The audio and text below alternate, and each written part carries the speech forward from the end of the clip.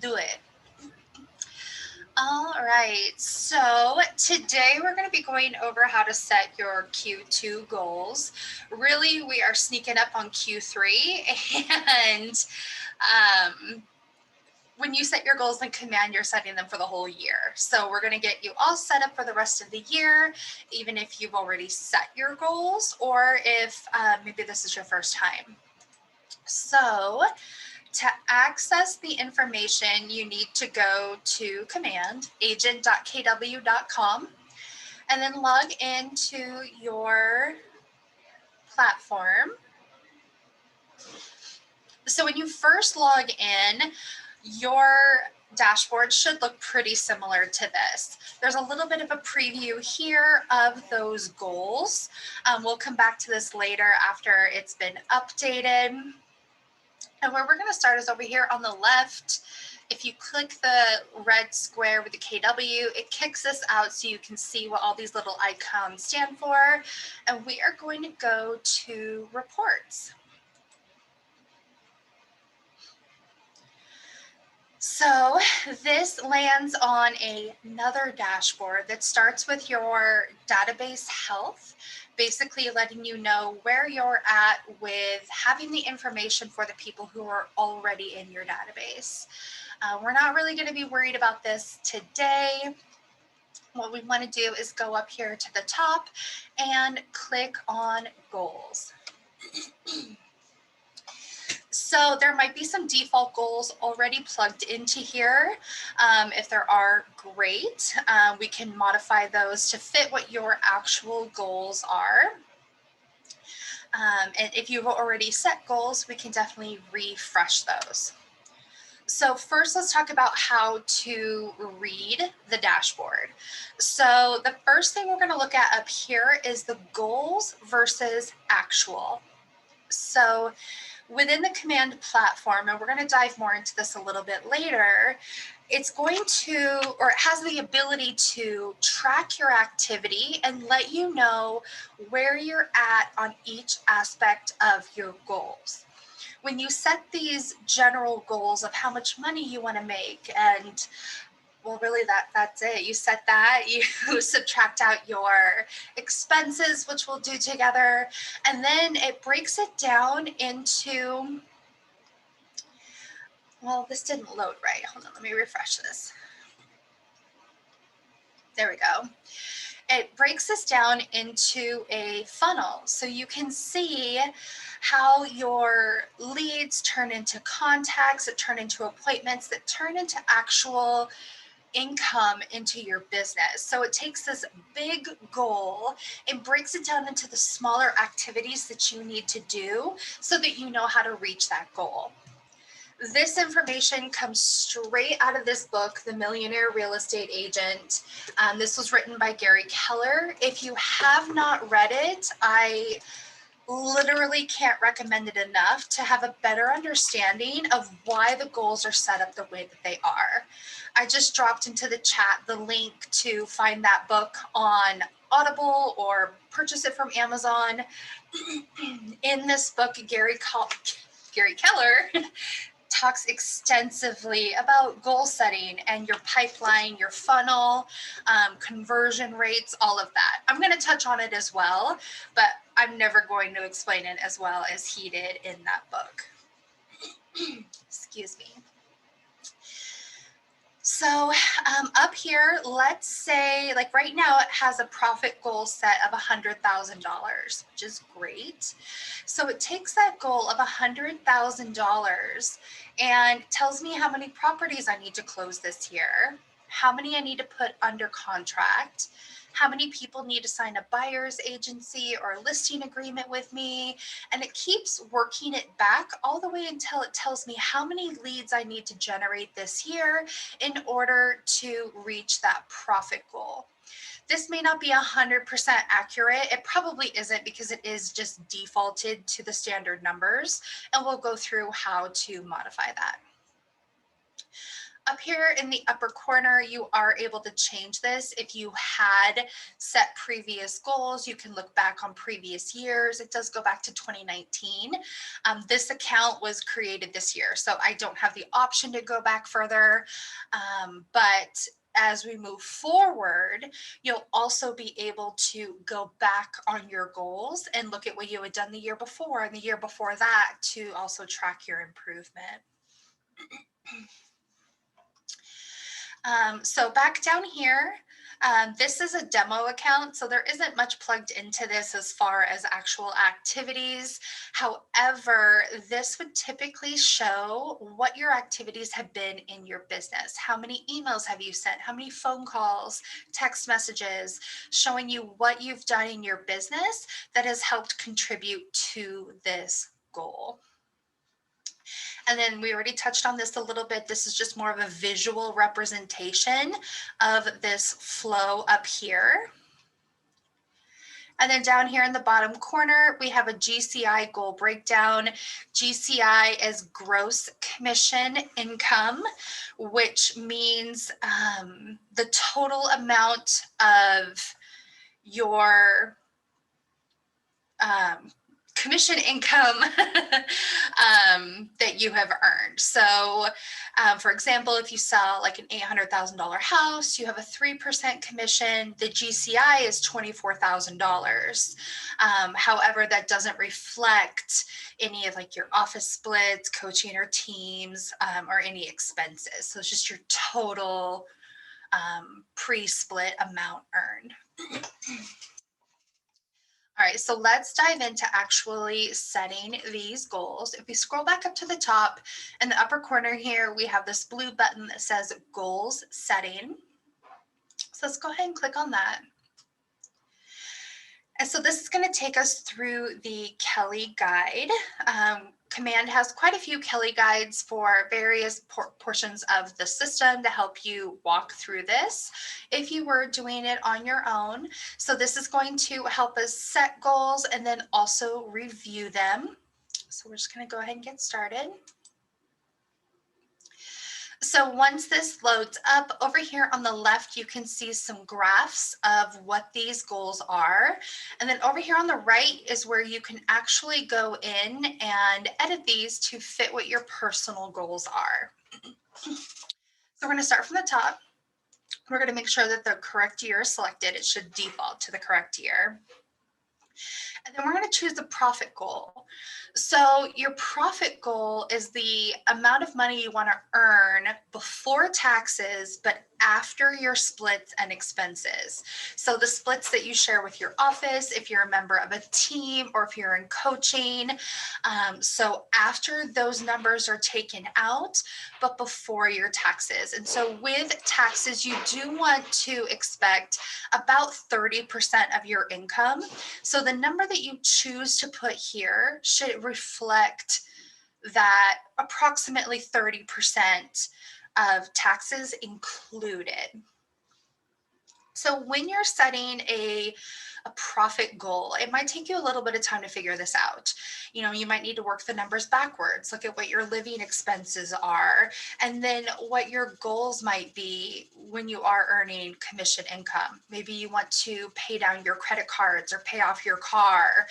You know, how much is that going to cost you for the year, and add that to your current living expenses. And you want this to be a goal that is realistic, but also pushes you. And some people will say, you know, figure out what that goal is and then double it.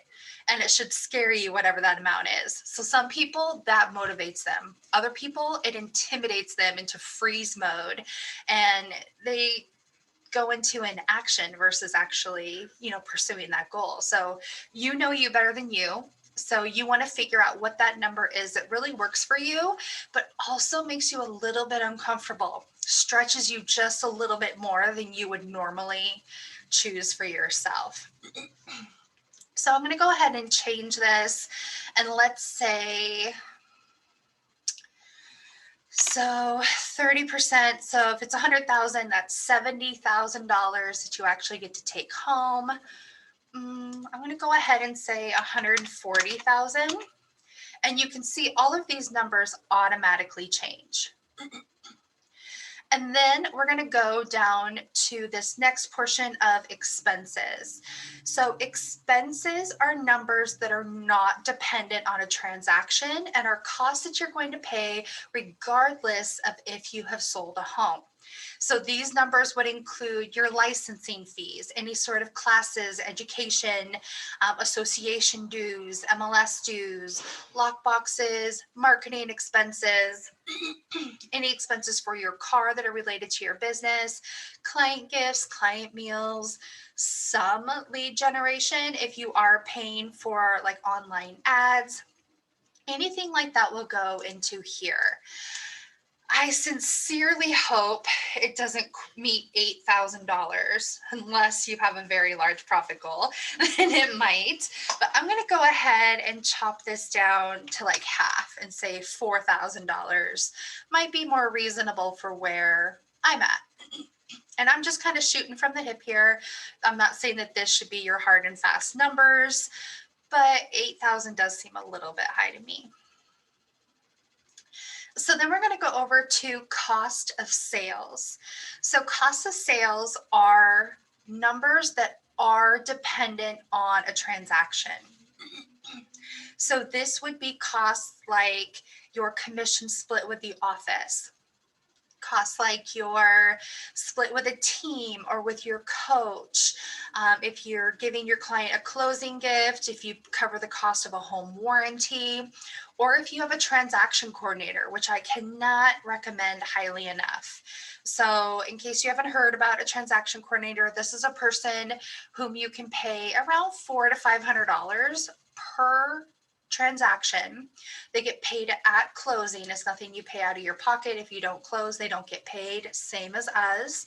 And this person makes sure that all of your paperwork is handled, it's turned in, that everything is on the straight and narrow. And it's absolutely worth every penny to have somebody there helping you, almost like an assistant without the overhead of an assistant. So I know that in our office, with our cap and our split, for Keller Williams East Side, at least it's 21. And then if I'm going to pay for home warranties and my transaction coordinator, I'm going to go ahead and bump this up to, let's say, I don't know, $26,000. Oh dear, there we go. 26. And then yours is going to be different, of course. And then let's talk about business makeup. So this breaks down where your business comes from, if that's from listings, from buyers, or from leases. So listings, as Gary Keller says, in the MREA or the Millionaire Real Estate Agent, that is the highest form of leverage.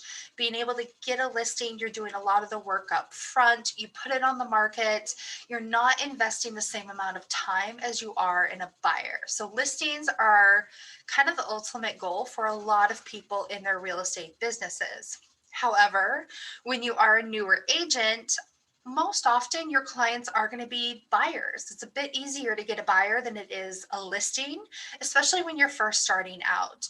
So this is defaulted to 70-30, 30% listings, 70% buyers. I'm going to go ahead and leave that because I think that seems pretty reasonable. For leases, I'm going to leave it at 0. We are able to help people find rental properties. We are able to facilitate that, but we don't write leases or take money for rents. We don't do any of that, kind of goes into property management. However, unless you're in commercial real estate, leases don't really make much sense as a residential agent, not as part of your goal setting for income, because there's just not a whole lot of money in it. Most often people do this as a friend or a favor to a friend or a past client or a potential future client, just kind of helping them out. So below this, we have average commission per unit. And by plugging in all of these numbers, it really helps paint that picture of how many sales you need to have, how many leads you need to have, etc. So the average commission per unit, this is going to vary a lot depending on the area that you're in, since the sales price, of course, dictates commission. In our office, before commission splits or anything like that, our average commission is pretty high because we do have a very high price point area. So for our office, the average commission is $23,000.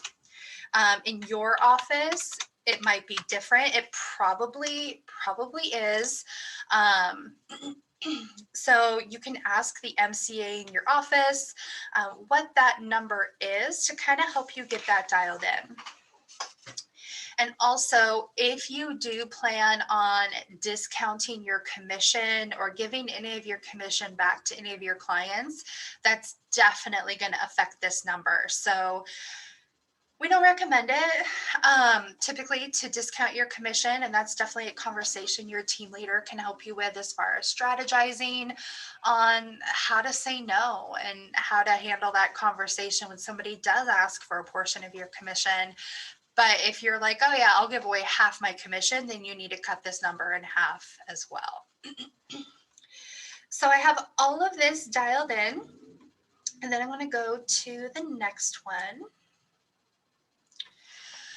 So on this screen, we're going to talk about conversion rates. So this same funnel was on the dashboard for the goals, and I'm going to talk about what these numbers mean a little bit.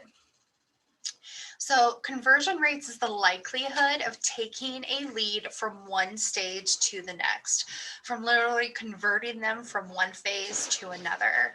So we start the top of this pipeline funnel with leads. So leads are anybody who has shown any interest in your service, any interest in potentially working with you, buying or selling a property. You may have gotten them from friends, family, or you may have ran an ad on social media. Anybody that you've had the ability to capture information for, but you have not yet had a two-way conversation. So the likelihood by default of converting a lead into a contact is 5%. This is a tough threshold to break through. So a contact is a lead that you've had a two-way conversation with, somebody that you've actually been able to start building a relationship with, and that feels like they know you a bit more than a lead that is very, very cold.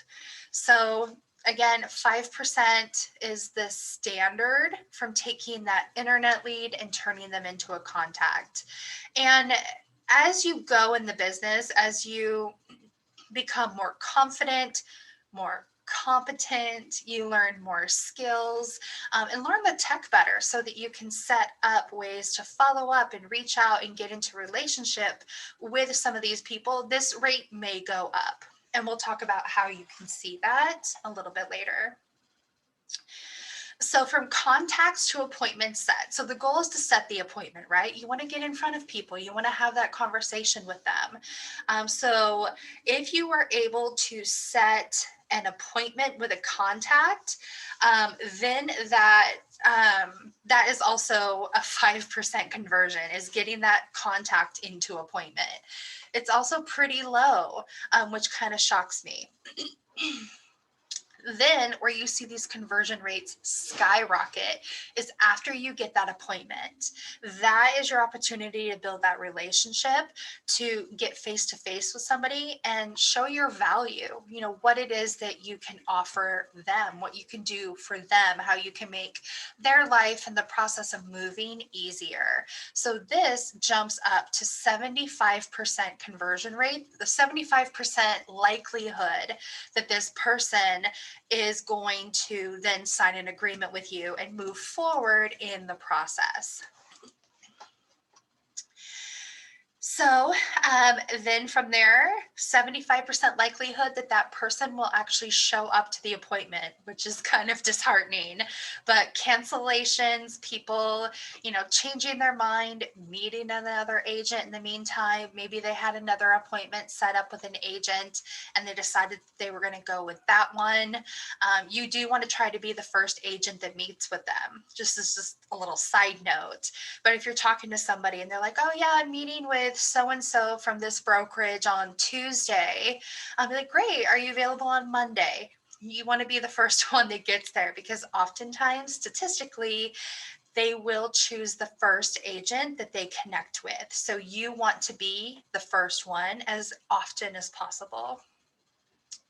So if they kept that appointment, there is then a 75% chance that they're going to sign an agreement with you, that they're going to sign that buyer's agency agreement or that listing agreement, and that they will agree that they are exclusively working with you in the purchase or sale of their property. From there, you want to go pending with either selling their home or finding them a home that they want to purchase and get into contract on.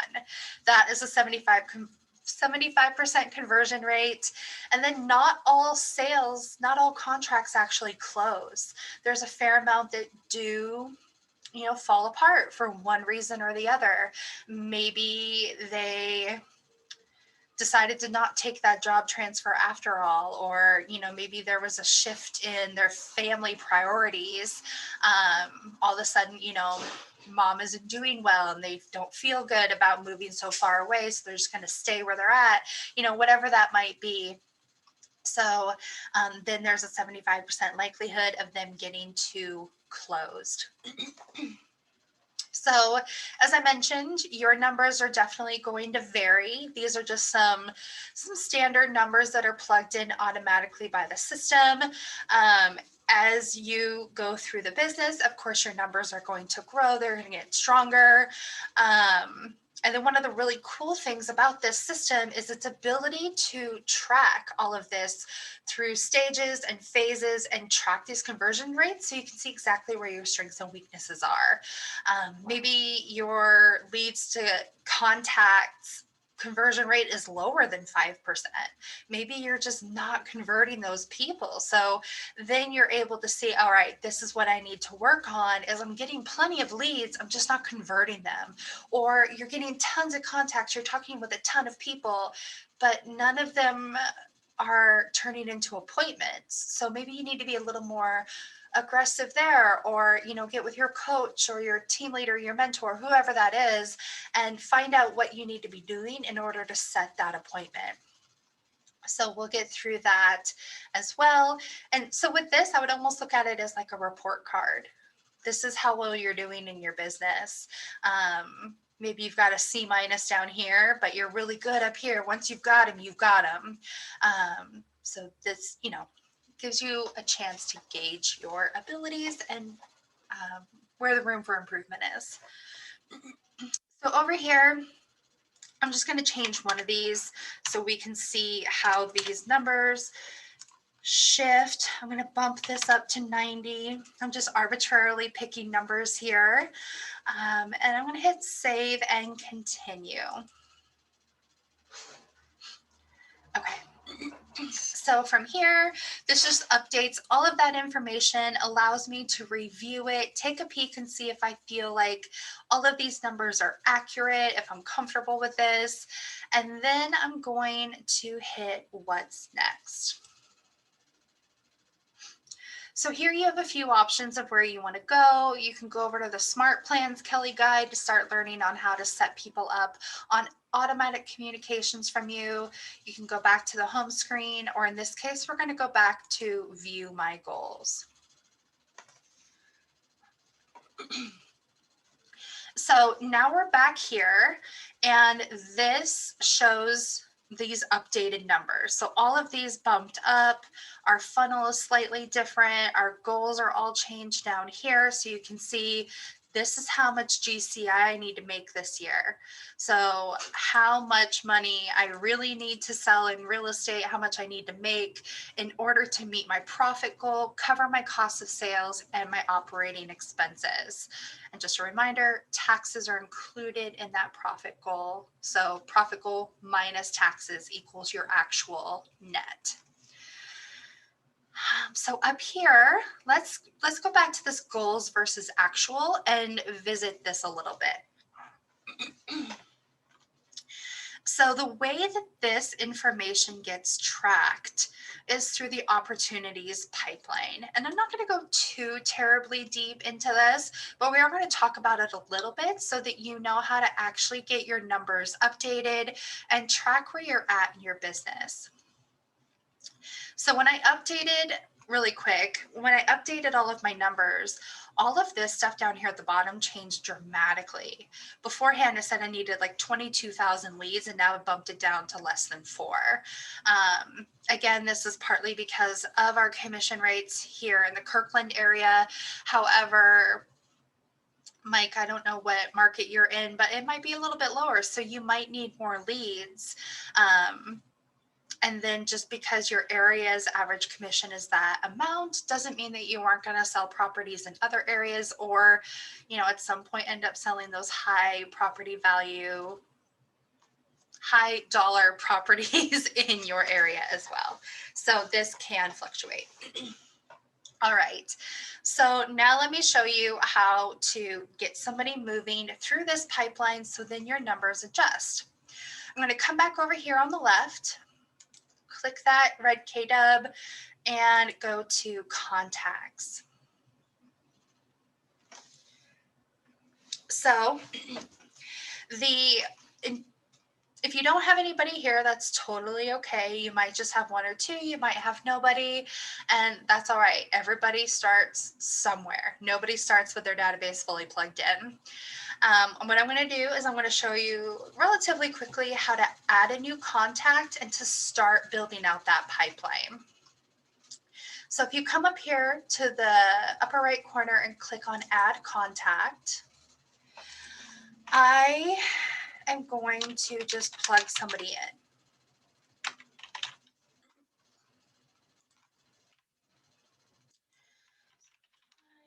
dear, I can't type today.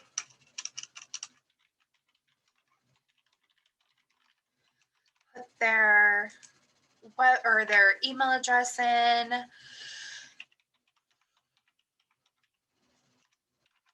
Phone number. Let's say I got this person from, and I think it's great, like when you're going through here and adding a lead, to put as much information as you can, also so you can see where your people are coming from. So let's say this was a Facebook lead ad, and you can add custom lead sources as well. And then what you want to do is make sure you mark them as a lead. So then they're added into that funnel as a lead up there at the top, because not everybody in your database is a lead. You might have inspectors in there. You might have stagers. These people aren't necessarily leads. So you do want to make sure you're marking them as a lead. So I'm going to say that Dwight is a seller. Going to add that tag. I know that we did a Tech Thursday on contacts and managing your database. The tags are important for helping you to easily communicate with different types of potential clients. You're not going to give a buyer and a seller the same message. You're trying to get a different message across. So a tag intention is to help you communicate with people in a mass way without having to do it individually. So let's say I don't have any of this information. We'll just leave that and hit create. So now we have Dwight Schruten here, and you see this little L here. So this makes him a lead. All these other people, these are just like affiliates. Maybe they're other real estate agents that I know. They're not actually in my lead pipeline, but now Dwight is. So I'm going to click on him, open this up, And what I want to do from here is go to this opportunities pipeline, and I'm going to create an opportunity. So most people only hear about opportunities when they need to turn in a listing or a sale. That is at a minimum the reason that everybody uses command, because that is the only way to turn in your transactions to your market center. However, opportunities has so many other things that you can do within the system itself, including tracking these numbers. I'm going to drop a link in the chat to a previous video from Tech Thursday that explains how to use that pipeline the best as you possibly can to see what's happening in your business. So create opportunity. I'm going to click that here on the right. And then it's going to pop up all of this information. So market center is Kirkland. Yours might be different. Opportunity type is a listing. It already defaulted to that. It has Dwight Schrute in here as my client. And then for the opportunity name, at least in our market center, our MCA likes to see this as the address and the client name, since there might be 10 clients with the exact same name. In this case, we're not turning in a transaction yet. So this tracking is just for us. If I knew that Dwight was selling and I had an address, I can go ahead and label it that way now, so I'm ready to go when it does become a sale in the future. For right now, I'm going to leave this because, again, it's just for my information. We don't have an estimated close date or listing price yet because this is a fresh lead. We just got this Facebook lead saying that they might be interested in selling. And then the commission rate, I'm going to go ahead and put a 3%, just because it's required. There is no, set commission rate that you have to put. 3% is fairly common, but again, this is up to you. So then for the opportunity phase or the opportunity stage. So this is something that video I just dropped into the chat will be super helpful with. Right now we're going to do cultivate, because this is kind of like your leads are your database is like a garden. You have people at different phases. Right now you're cultivating these people, trying to turn them into an actual appointment or an active lead. So we're going to leave Dwight in cultivate. And then the stage, we're going to say nurture, because we need to nurture this little seedling and turn it into an actual fruit-bearing plant, right? So then I'm going to hit create.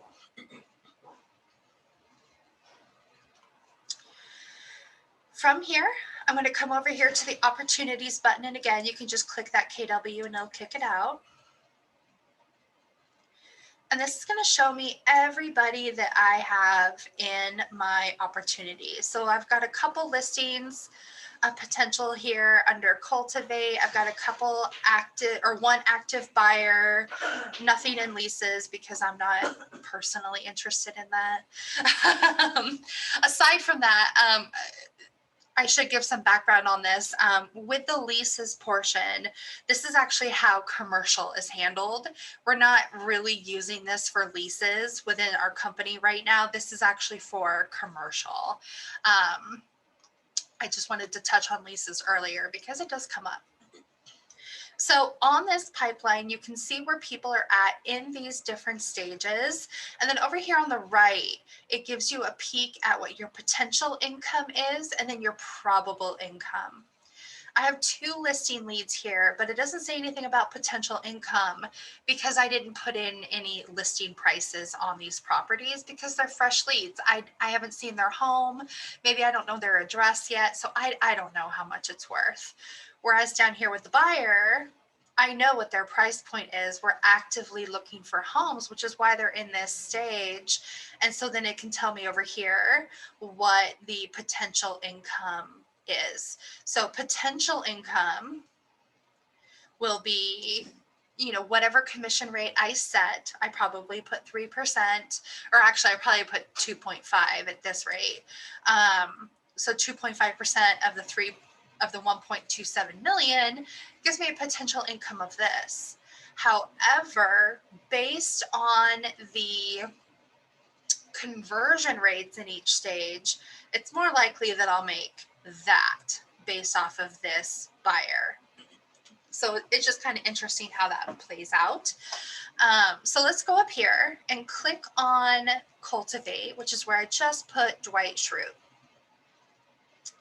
So when you open this up, it gives you this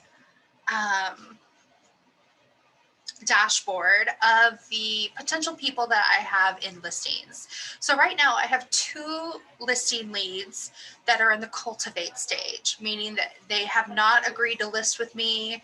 I may have had very limited conversations with them. So in here, let's say Dwight is in nurture because I haven't talked to him yet.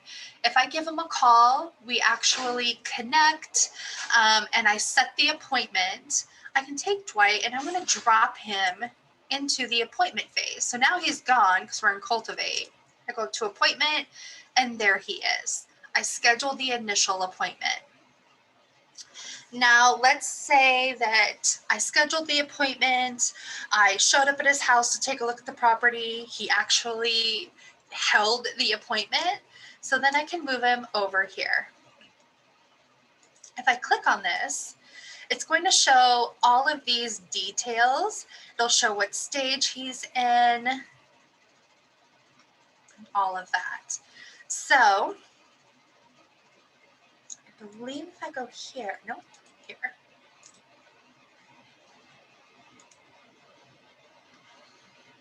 Oh, I'm so sorry. I'm a bonehead. Okay, so from here, if you click this little pencil, this will open up and I can add additional information here, which is really pretty cool. So I can put the date that I scheduled the appointment. So let's say I scheduled the appointment on Monday, and then we had the appointment last night. This information being plugged in is going to help track my conversion rates, because if I can put in every single time I scheduled an appointment and then come back in here, maybe once a week you come in and update this. You give yourself half an hour a week to update your system and your pipeline, and then I put my appointment date in there. It's going to tell me what my actual conversion rates are. And let's say on this appointment, I knocked it out of the park and he decided that he wants to list his home with me. So I got that listing agreement signed on the spot. If I got the listing agreement signed, then maybe we talked about listing price and maybe he's going to list for $650,000. And if he signed a listing agreement, he also committed to a commission rate. And so we're going to leave that at 3% because I'm not going to give away my commission. So I am going to hit save on that. And from there, if I actually legitimately had a listing agreement signed, then you would go into the documents portion. You'd be needing to turn in the documents that you received within 48 hours. This is not a opportunities class as far as turning in transactions. Your office MCAs will teach that.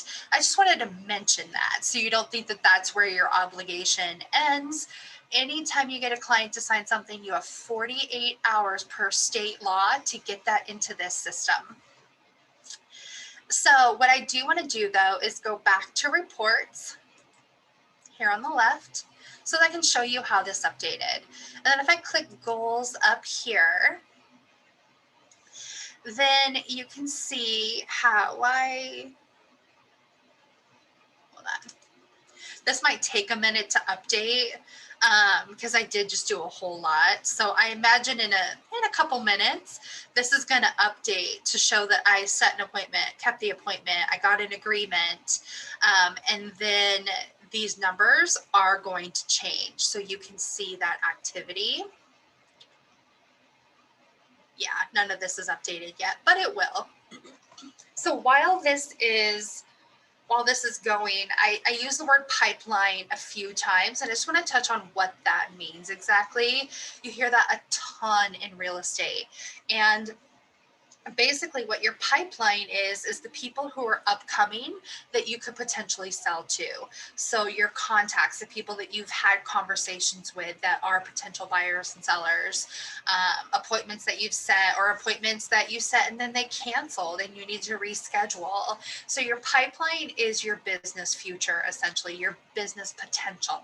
And the people in your pipeline, as you get going through your career, it's really easy for people to kind of get lost in the shuffle a little bit. If you have a ton of contacts, if you talk to a ton of people, it's really easy to kind of, forget a person or two. So having a system in place so that you are able to manage that pipeline is really important, especially because there's a statistic out there, and I don't remember the exact number, but I said that most people know like 10 different real estate agents or 8 different real estate agents. So if the person that you're talking to possibly knows that many other real estate agents, they're probably going to go with the one who's really, following up with them, shows an interest in working with them, making the effort to actually work with them. So if you let somebody fall by the wayside, it's going to be really tough for you to then try to re-win them over.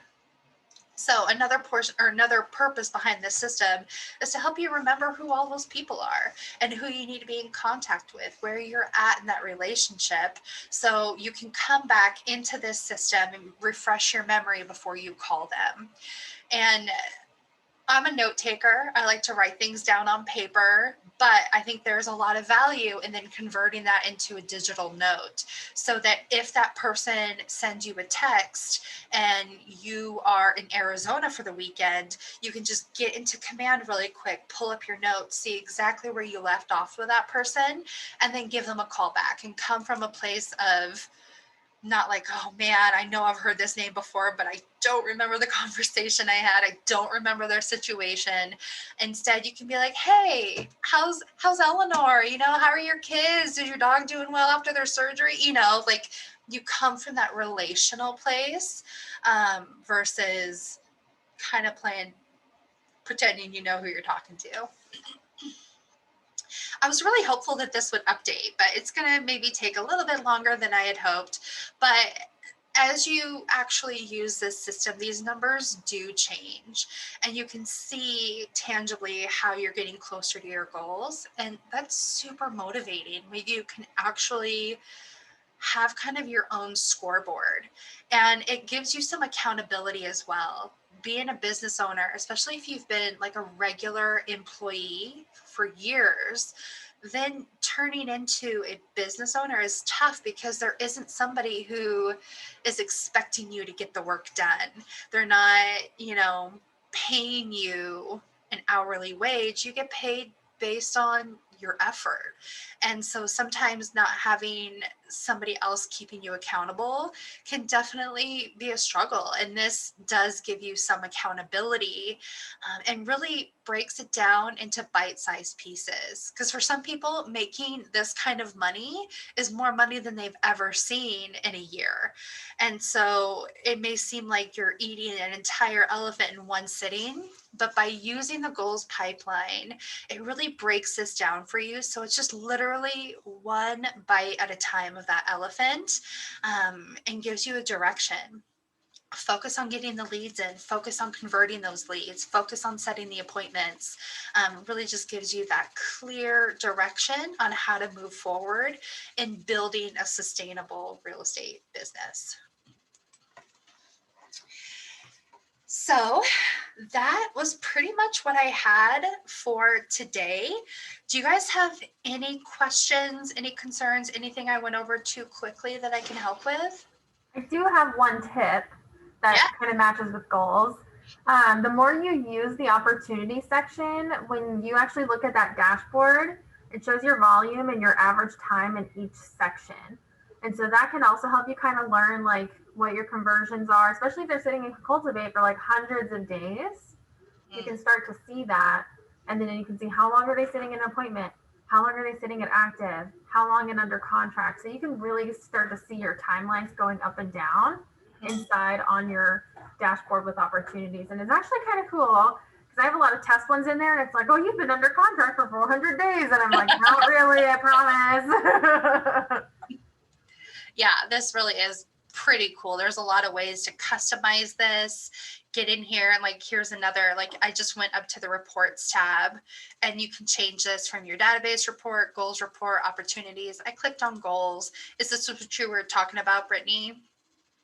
Like kind of, well, maybe not this one. It's actually on the opportunities dashboard. You can see it on each of those sections. So right under all the icons, it has your volume and then your average days. Yeah, that's really, really pretty cool. Shows your activity down here. Yeah, so this just tracks everything. And again, read this book. Gary Keller talks about how important it is to track your numbers and know your numbers. And this is part of it, being able to know where you're at in your business. If someone were to ask you, you know, what's your GCI this year? You know, how many leads are in your database? Knowing that puts you in control of your success, really. And yeah, I don't know about you, but I like to be in control. All right, guys. Well, that is what I had for the day. If you have any questions, any agent services or your agent services in your office can definitely help. There are tons of other trainings for Command, as for this specific portion or any part of Command on KW Connect, on answers.kw.com. There's training through Scott Leroy Marketing, and then just YouTube. If I'm looking for something specific, I'll type in Command. Sometimes I'll put KW Command, comma, whatever I'm looking for. And then, of course, with the actual turning in an opportunity, be sure to get with your MCA on that, because we do things a little bit different than some other Keller Williams offices do. Thanks so much for joining me. Have an awesome day. Bye.